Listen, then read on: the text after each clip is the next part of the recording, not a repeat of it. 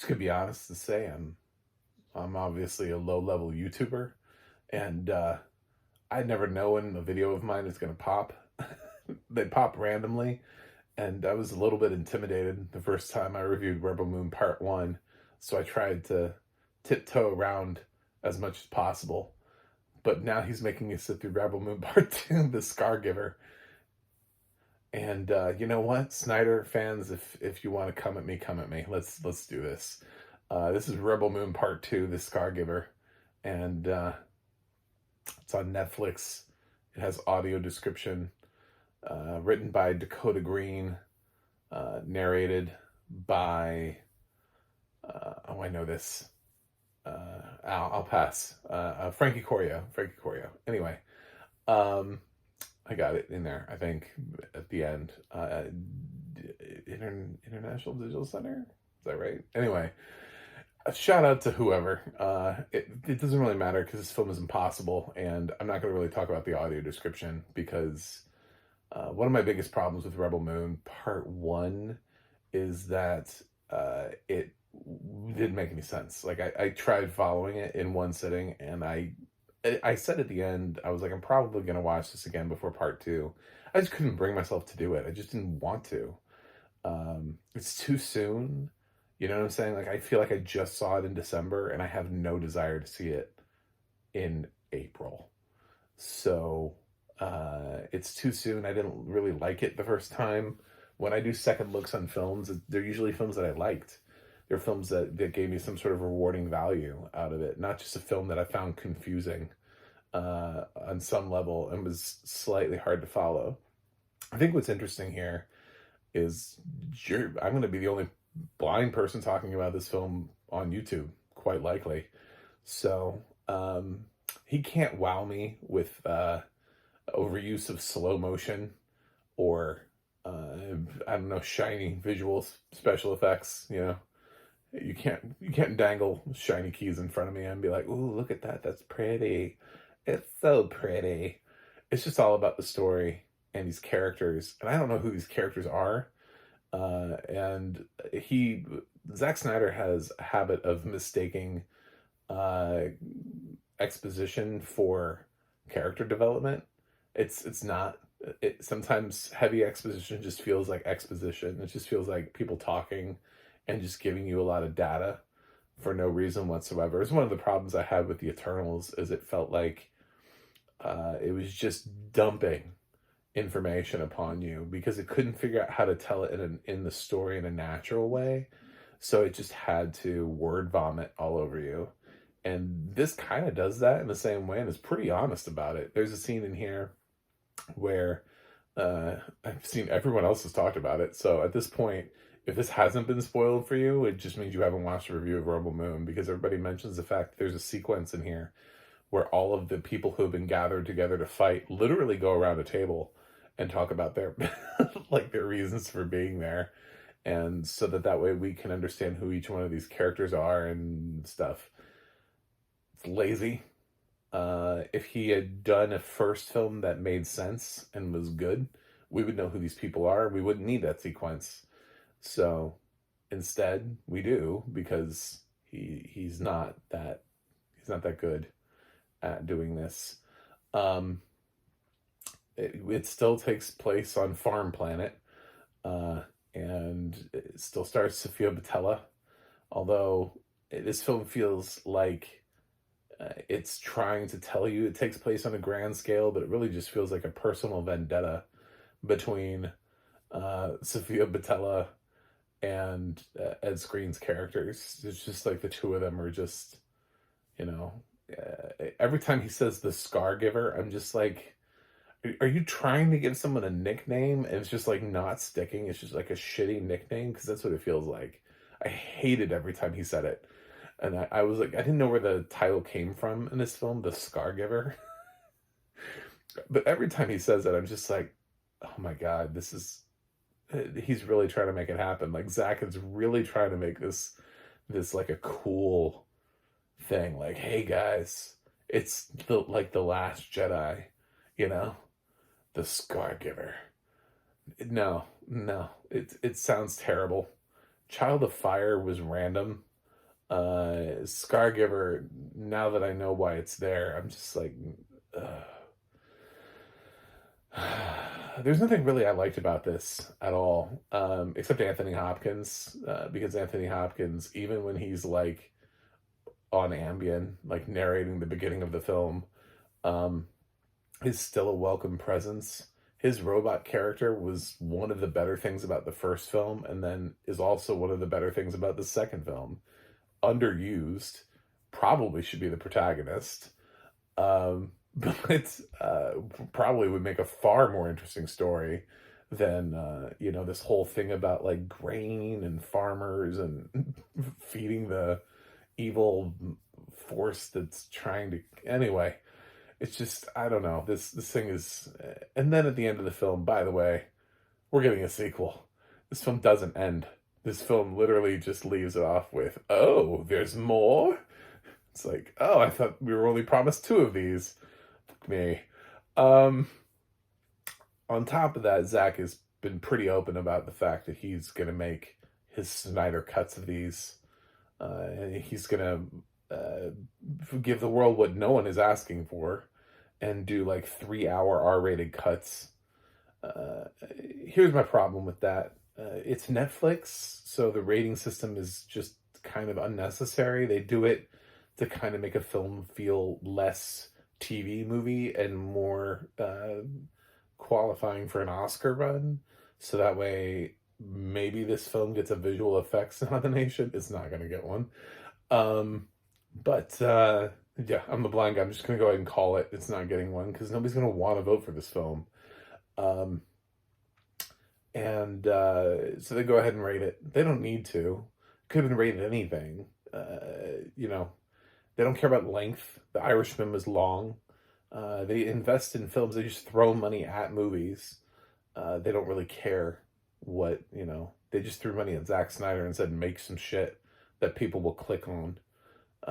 It could have been rated R. I don't think anybody at Netflix told him it had to be PG-13. This is not like a normal studio experience where somebody comes along and cuts his film down. I think this is the Snyder cut. This is actually, he made this. This is his cut. This is what he turned into Netflix, and then they put it out. Because after watching, I don't know, 100 Netflix originals, I'm pretty certain they don't care. And they just release whatever, and they have no oversight. I don't think they test audience anything. I don't think they do anything with their films. I think they just give money to people and they're like, give me a film. We put some stars in it. Or we hired a talented director and just film, please. Thank you. There isn't really like a quality monitor here. They just need product to push out, which is why a whole bunch of their films are very mediocre. So no one was telling him PG-13 2 hours.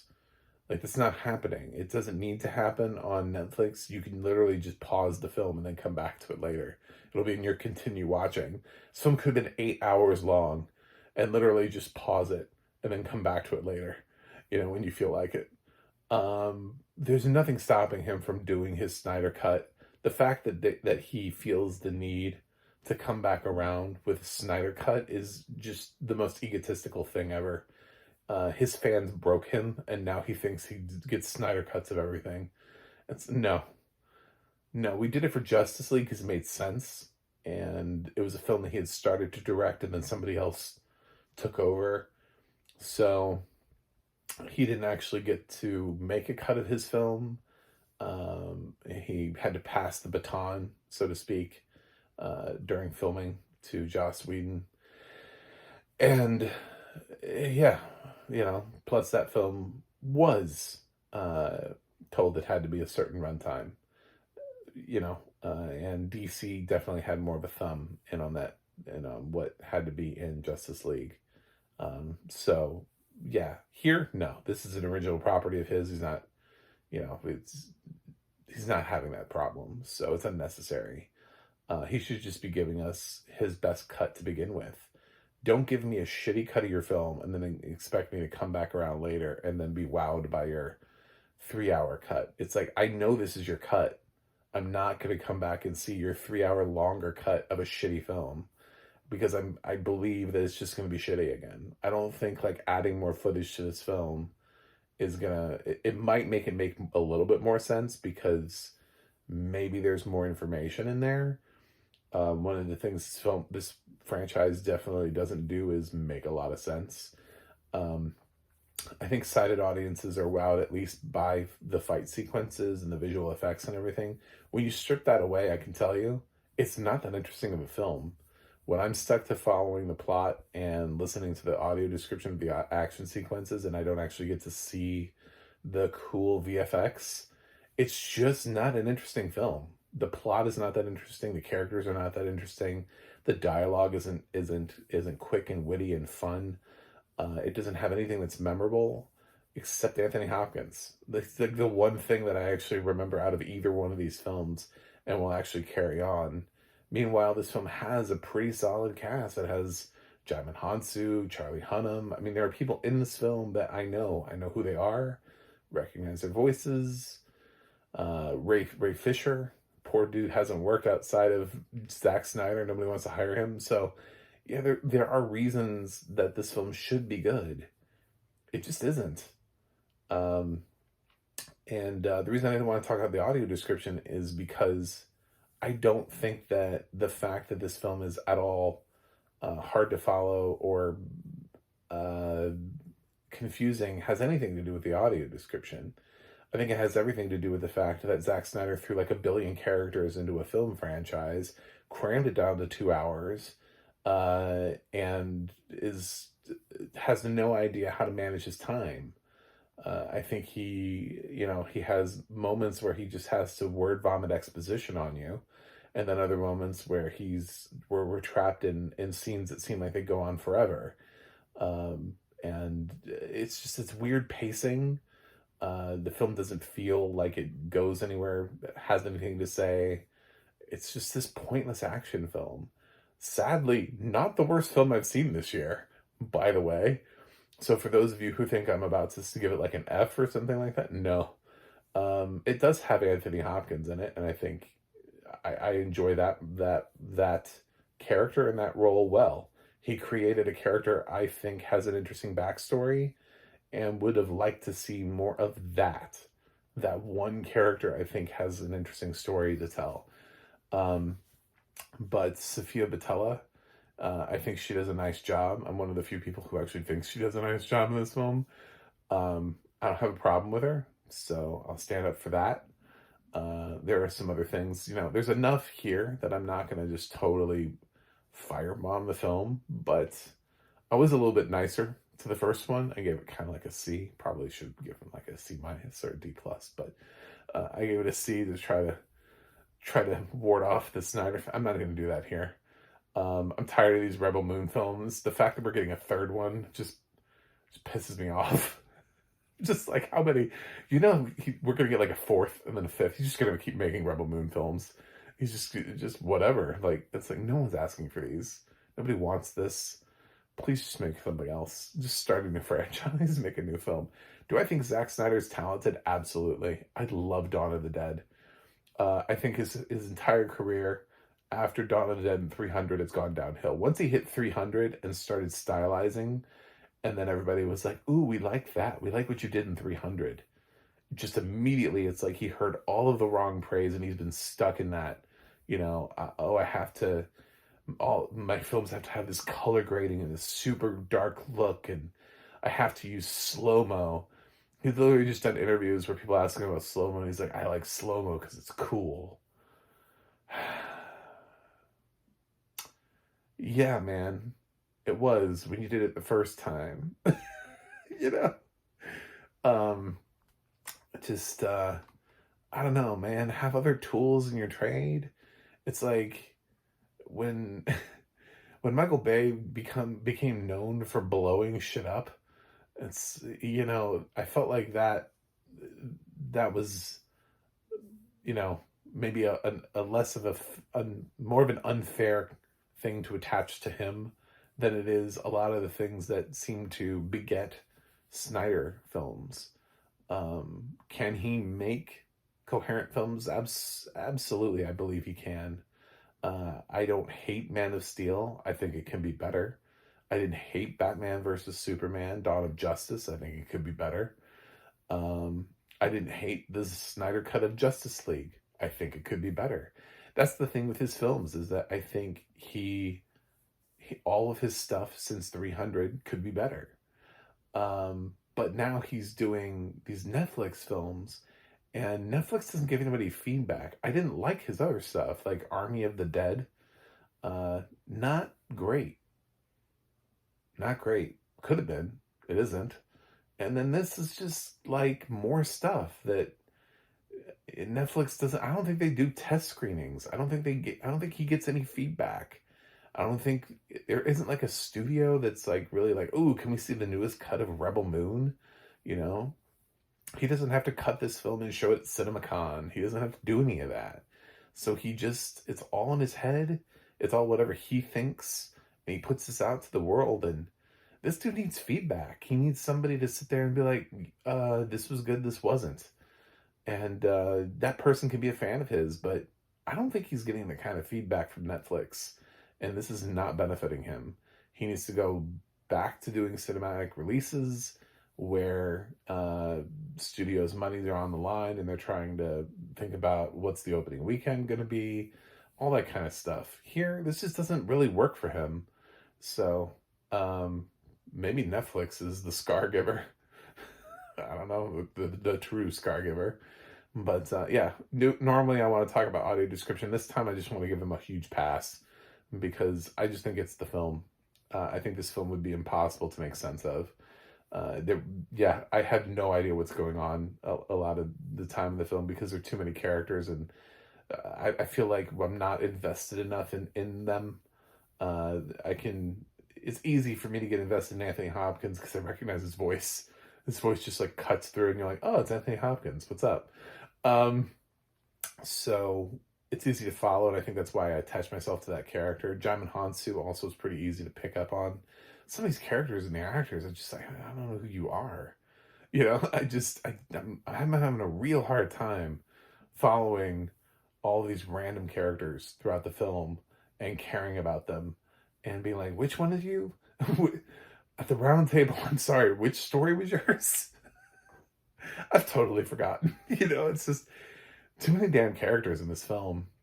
Facial recognition is a great thing to have as a sighted person. In audio description, we just have names. And then when there's not enough given attached to a name, it's not fun.